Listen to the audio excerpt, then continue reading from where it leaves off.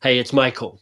What if you could get rid of 99% of all change and transformation models? Mind-blowing. It's exciting and it's terrifying and it's probably nuts unless the person who's suggesting it knows what they're talking about.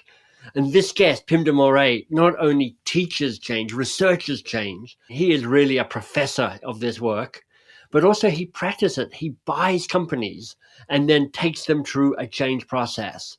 So he's got some deep wisdom to share here. Why change sometimes feels like pushing a wheelbarrow with square wheels. How giving up control might actually be the secret to successful transformation. The 99% of change models you have to abandon. And of course, the 1% you definitely need to keep. Spoiler alert, Pim's going to suggest group therapy, but unlike any group therapy that you've ever had before. Let's go. Cut through the blather, the BS, and the noise. Find the good stuff that works in change management. I'm Michael Bungay-Stanier. This is Change Signal.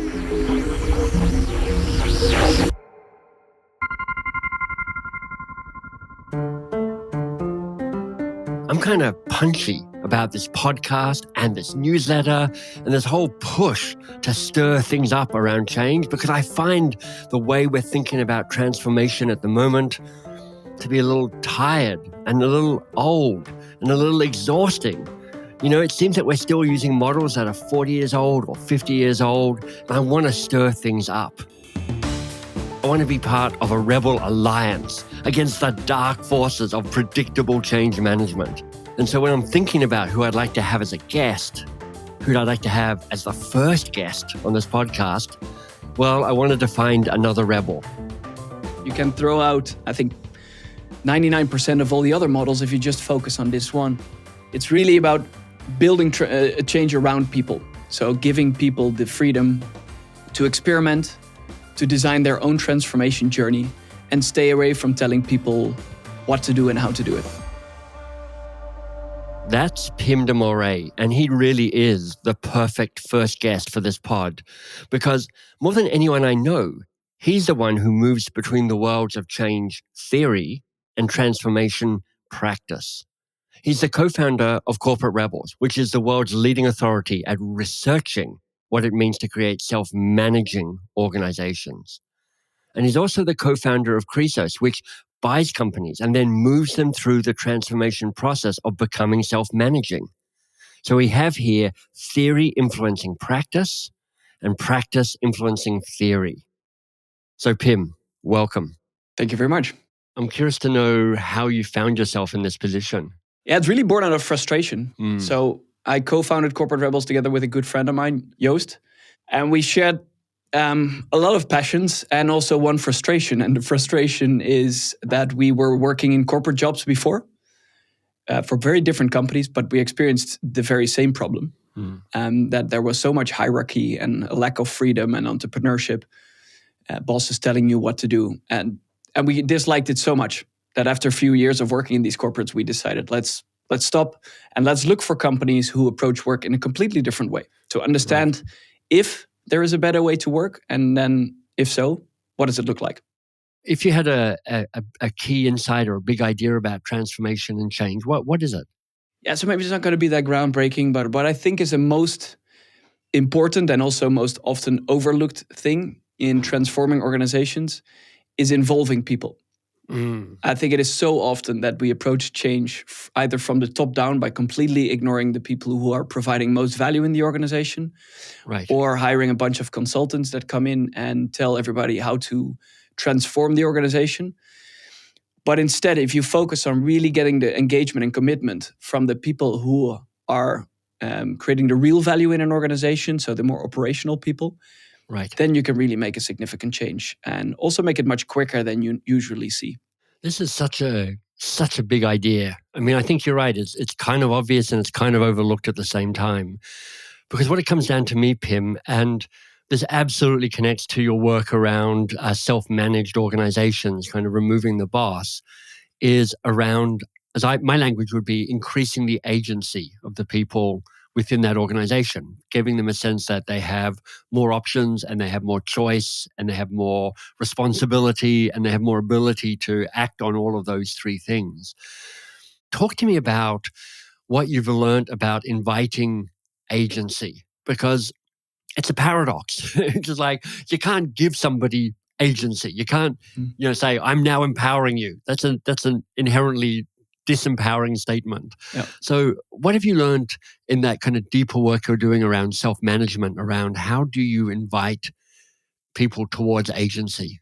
Yeah, and I think even for transformation to self-managing organizations, it's even more important to involve people, because then you want to create an organization that is built around people. So, but some practical examples. So, because this often sounds very vague, right? You have to involve people and everybody's agreeing to it. Yeah, we need to do that. Mm-hmm. And in the end, nobody really does it. That is so right. So let me give you a clear example. What we do when we buy a company is that before we actually sign the papers, we want the employees to vote whether they actually want to be bought by us and go into this radical transformation or not. So we shut down operations for 2 days, explain our transformation methodology, which is quite radical. So we want them to really understand what they're getting themselves into. And then at the end of those 2 days, they can vote anonymously whether they are in favor or against of us buying and transforming the organization. And only if we have 80% or more of the people voting in favor, we actually go ahead with the acquisition. And if not, well, apparently people don't want what we offer them, or we didn't explain well what we're trying to do. Yeah. And then there's nothing in it for them and neither for us to actually pursue that journey and that transformation. So that's what I mean really with making sure people can decide what happens to them if you want to create an organization like this. Got it. And then from the get-go, you have a high commitment and high energy to actually make this transformation a success, because you don't tell people to change, which can be a super frustrating thing. And I think we all know this from our private lives. Yeah. But if you are involved and invited to be a part of this, and then can also be part of actually creating this adventure together, it changes the whole game. So listening to Pim, I am already thinking, well, what impact would it have on a change project, a transformation project, if there was a 2-day company-wide conversation about should we do it or not? Now, I realize that is probably not how your change projects typically work. And yet, and here's the question I'd be asking, what's a version of this that could work in your organization? Okay, so this is such a bold act, which is like, I've got 2 days and I've got to find a way of persuading not just, the owners or the bosses who might in some way kind of financially benefit perhaps in a more significant way. I've got to persuade everybody else to disrupt status quo. And people love status quo. It's like the gravity of status quo is stronger than anybody realizes. What have you learned about influence and persuasion? I think it's mostly about providing a better alternative. Because yes, in many cases, people love the status quo because any transformation effort or transformation program actually in many cases makes things worse for people. Right. And if the alternative is worse, then of course you cling to the status quo. But if you have a real clear perspective of what could be different in this new type of organization, when you go into this change, then people understand that they, most of the case, they start to love it as well. And if you can provide people with autonomy in their job, right, with being responsible themselves and accountable themselves for their work and being able to design it themselves and create it. And if they benefit also from the success of an organization through profit sharing and all these kinds of benefits that people get in transformation journey like this, if you make sure that that's clear and that actually the outcome for them is better too, then it's not that hard to convince people to go in that direction. Now, when Pim says it's not that hard to convince people, well, I kind of agree. But it's only if you've really mastered some of these core ideas, these core skills around marketing and influence and persuasion. And honestly, those are hard. Now, the good news is we've got some brilliant guests coming up on the pod who are going to dig into those capabilities for you. Pim, you've got that moment where you've persuaded 80% or more of an organization to say, yeah, we're up for this brave new adventure. And I imagine it's a bit like writing a book where you're like, that's really hard, the 80% criteria, and then you realize everything else after it is harder. Yeah. Writing a book, really hard. But then it turns out selling and marketing a book harder, getting people to read a book or start reading a book harder still. Getting people to finish a book is nearly impossible. Yeah. So I'm curious to know what you've learned from change once people have said yes. Where do you begin with it? How do you think about that act of transformation? I think the most excitement is in the beginning. Then you go in a bit of how do they call it? The valley of despair. Yeah, that's right. And then people the swamp of disillusion. Yeah. The dark forest of depression. It's all there. You're good at this.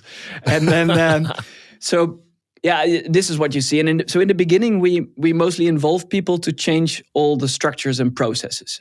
Right. And I think that's the easier part to do because it's a bit more focused on some objectivity, and it doesn't require much individual change yet. So then you just go back to the drawing board. You say, okay, what should our organizational structure look like if we don't have bosses anymore? What should our salary system look like if we want to have it completely fair and transparent and peer-based? How do we make decisions in this new organization? So all these more tangible things. And then you implement those. So it takes about 6 months to do that. But then the really hard stuff begins because then you have a new system that's based on freedom, responsibility, accountability.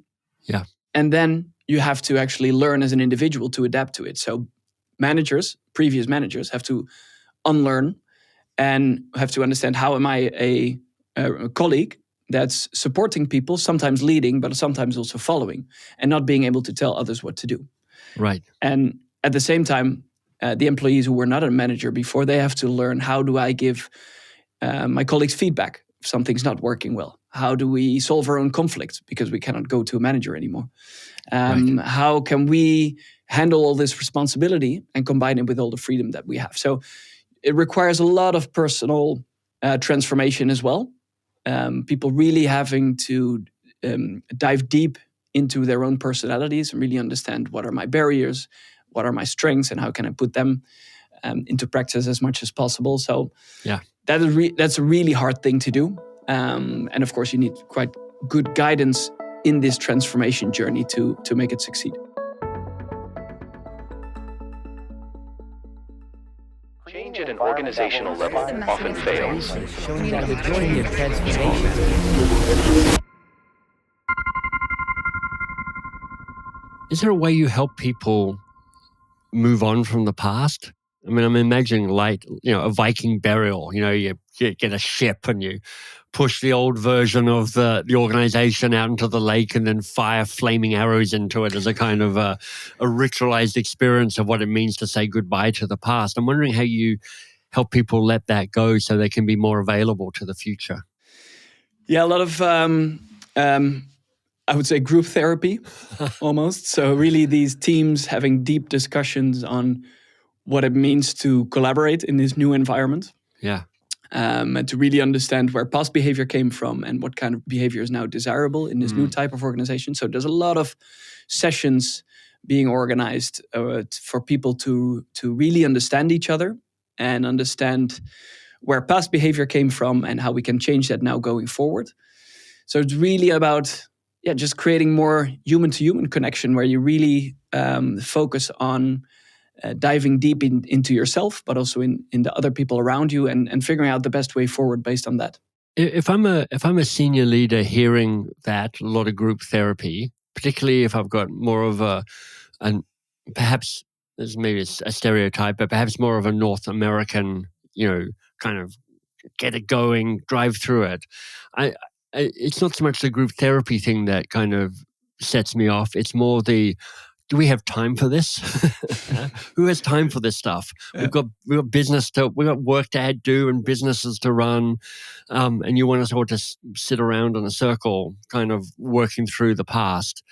And yet, it sounds also that the transformations you make, which are deeply radical, actually happen pretty quickly. So I'm curious to know what you've learned about the pace of things. Yeah, so it might, with that group therapy, it might sound more fluffy than it actually is.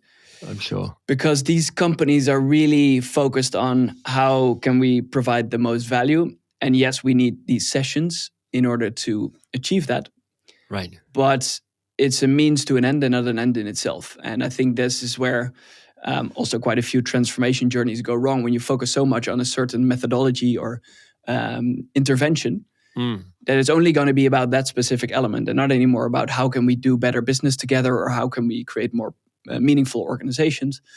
And so what we're seeing is really when you start transforming a company, change the structural things first, and then get people to thrive in that new setup, you see huge results coming out of it. So in the 100 plus transformations that our team has done, it's really about very quickly being able to increase revenue, increase profitability, increase productivity, reduce the sick leave, the accidents that happen in an organization. So Right. because you really tap into that commitment and engagement of people, you see the benefits that this approach has to offer.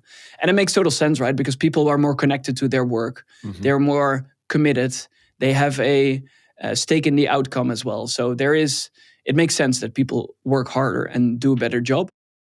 Now, I've been preparing for this pod for a while, and I've been talking with change thinkers and transformational leaders like Pim and others. And there's been a theme that keeps showing up. It's the desire, the quest to do change with people and not to people. And I appreciate that in Pim's work towards self-managing organizations, there's a clear reason to enroll people because that's actually what self-managing means. You have to have your people with you as part of that. But we have to think of this for every change process because we know that people will resist having change done to them. It truly is one of the core challenges you have to figure out at the start of any change or transformation engagement.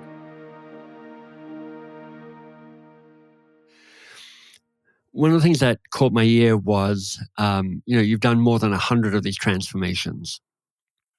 I'm curious to know, because I'm thinking of experienced change leaders. At a certain point, they're like, look, I've got my playbook and here's how we do it.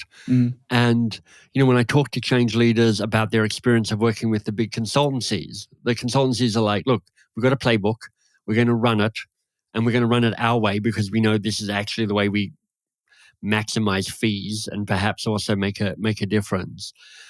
And inherent in the work you're doing is a sense of self-management, so self-definition. So it is this is new and this is defined in the company and the culture that we're working in. How do you find the balance between hard-won wisdom through research and practice around, look, just this is it, this is the thing to do, we know how to do this, and actually still creating the autonomy that allows the people in that organization to co-create? Yeah, I think in terms of the most important theoretical concepts that we use are just based on what drives people at work. Right. Or what drives people in general. And then we have a very clear understanding of what drives people. And we all know this. Yeah. So it's on the one hand, purpose or meaning, being able to develop yourself in personal growth, and having some sort of autonomy. So all you want to do in an organization as well is make sure that you can tap into that drive. So how can you organize around these concepts? And then you can do it in many, many different ways.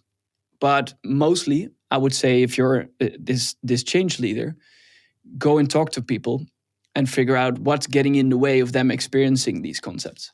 Right. And what can you do? What kind of experiments can you run?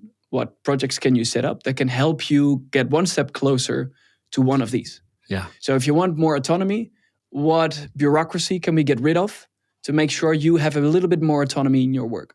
Let's create one experiment, see if it works or not. If it doesn't, ditch it. If it does work, okay, great. Ooh. Now let's build on it and see if we can push it one step further. Okay, I'm jumping in here because this is an aha moment for me. It's the permission to think that transformation can be less of a set change process and more a series of experiments that we can try and learn from and maybe abandon or maybe build upon and continue. But there's no doubt that running experiments is a trickier sell. If you come in and you have a plan, this is what we're going to do to be successful. Yeah. Sounds very interesting, and you'd love to buy that much more probably than when somebody comes in and says, okay, this is what we'd like to achieve. We have no clue how we're going to get there, and we're going to experiment a lot to figure out what works best. But in reality, especially in more complex environments, it makes much more sense to experiment, to learn from it, and to be open to the outcomes of experiments, and then adjust your course along the way. And again, you keep continuing like this. And you can throw out, I think, 99% of all the other models if you just focus on this one. So simplicity, what drives people, and then give people the freedom to experiment their way one step closer towards it. What makes for a good experiment? When it comes to organizational transformation, I'd say to a couple of things. So one, keep it kind of small. Right. And simple, because in many, many cases, when you ask people, what would you like to change? It's always the big things that are way beyond their control. Right. You don't want to start, if you're working in one specific department, you don't want to start completely reducing the hierarchy in the entire organization, or getting rid of a policy that's dictated by another department. Just start smaller, because most influence can be had in what's happening in your team or your department. Right. And experiment with that first, show some progress, and then start bringing other people on board of this transformation. And then make sure it's also not too lengthy. So could be, depending on the topic, of course, 1 or 3 months, but make sure it's a short timeline so you have enough energy to go through the whole thing. Yeah. And then properly evaluate it so you can then run your second experiment. If it takes too long, people just get lost in either complexity, or they just get bored with it and don't have the energy anymore. Can you give me an example of? I mean, what's an example of a 1 to 2 month experiment that a team or a department might run?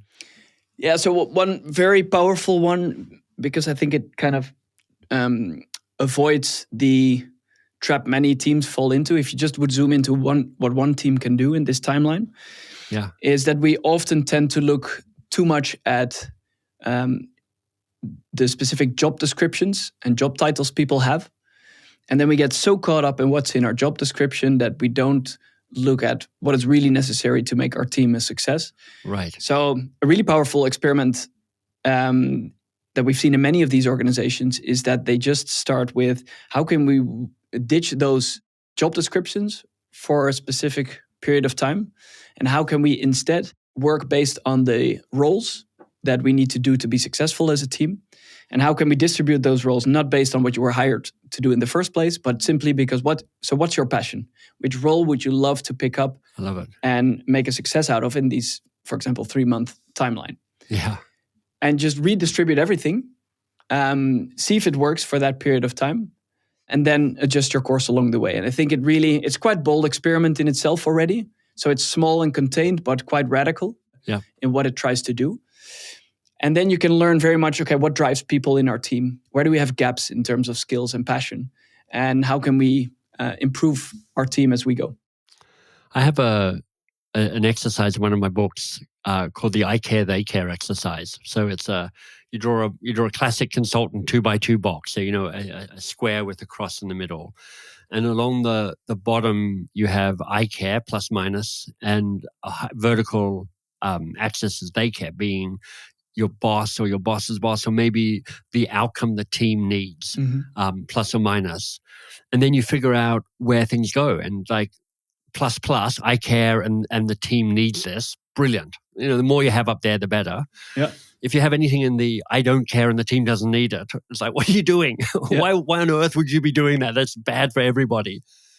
And then in the 2 other things, the team needs it, they care, but I don't care. That's really interesting, because it's like, it needs to get done, but how can it get done by some other way other than you? Yeah. And in the I care, but the team doesn't care, which is like, so where do you find the best expression of that? How can you make the team need it? Or how can you find an external version of what that might be? Nice. Yeah, I really like it. It's I like the way of categorizing it into this I care, they care. Yeah, I'm going to steal that from you. And it's designed to transcend training and job descriptions and all of those labels that can kind of keep us a little locked into a box. Yeah. Yeah, and I think that's the beauty of this, that you can really, really figure out what people want. So regardless of what they've been trained or hired to do, you can really figure out what drives people and make sure that they can do that most of their time in the job. Pim, what do you know about change now that you didn't know 2 years ago? So at Corporate Rebels, we focused a lot on structures and processes at first. So maybe it's because of our engineering background, it makes it more tangible. So really focused on, okay, how can you replace hierarchy with self-management? And how can you replace top-down decision-making with consent or consensus decision-making? And we focused on that very much. But now I've seen more and more, especially since we started making these transformations ourselves, that, that's one vital part. And if you don't change it, you will not get anywhere. I really don't believe that just training people and helping them develop themselves, but if they're still stuck in this outdated system, I don't believe anything will really change, except for some marginal changes. So you need to change the structures and process, but the change that needs to unfold after that, the personal change and the team dynamics and the development, I knew already it was important, but that it's this important is really something I've learned in the past few years. And the amount of energy and time that needs to be dedicated to this is huge, but it also pays off big time if you do it well. I get little chills up and down my spine as you say that, because the structure that I've got framing this change signal model, in part is just an understanding that you need both organizational structural change and you need individual change. And they're both called change, but they're so different from each other. Look, I know I've just thrown in a reference to the change signal model in the middle of this conversation, and some of you have noticed and gone, wait, what's that? Well, look, there's more about that model at the website, thechangesignal.com. I'm curious to know, is there an idea or a concept or something about change where you're like, this in particular drives me nuts? Yeah, and it's a really hard thing to do, so I also fall into the trap all the time, but thinking that you know how other people should change. I think this is somehow so ingrained, I think, in almost all of us, that we think what's better for other people. But it's really hard to just give them the space to figure out for themselves what it is that they need. Yeah. So as a transformation leader, it's great that you have all these ideas and theories and concepts that you want to implement. Yeah. But I think it's much more important to just state where you want to go and then give people the freedom to figure out for themselves how to get there. Oh. And this is, I think, such a common mistake that we still make here as well in our company all the time, or I make it all the time as well, and thinking, we really, really need to do this and just got to go for it. Instead of just saying, okay, we need to get here. What do you think is the best way to get there? It's really, really hard to do, but I think it's also one of the most powerful things we can do. Pim, for people who are like, I need to hear and learn more about what Corporate Rebels are up to. I know I subscribe to your newsletter. Where can people find out more about who you are and what you do? Yeah, so it's best to go to corporaterebels.com or Google Corporate Rebels. And then, there's, I think, now 800 blog posts for you to explore. And if you want to dive deeper, we have this online membership platform where we have people from all around the world and organizations that already work like this coming together to learn from each other and share ideas. Brilliant. And just connect with like-minded, crazy people in this space. Pim, thank you. Thank you.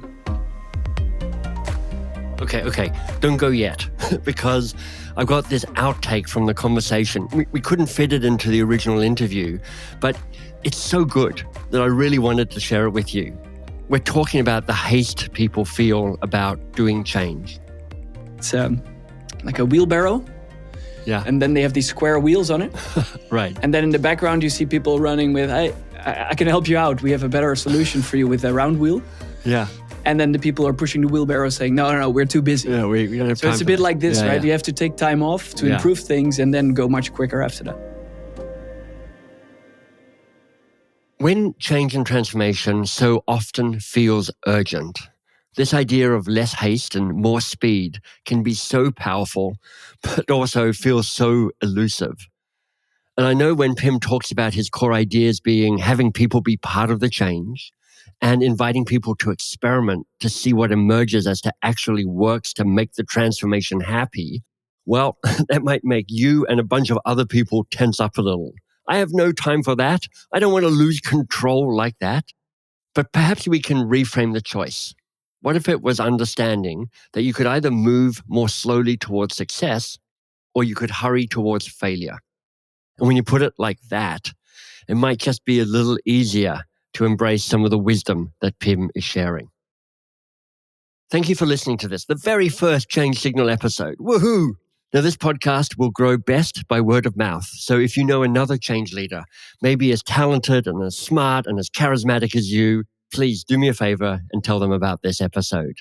And of course, there's more to be found about this whole movement at thechangesignal.com.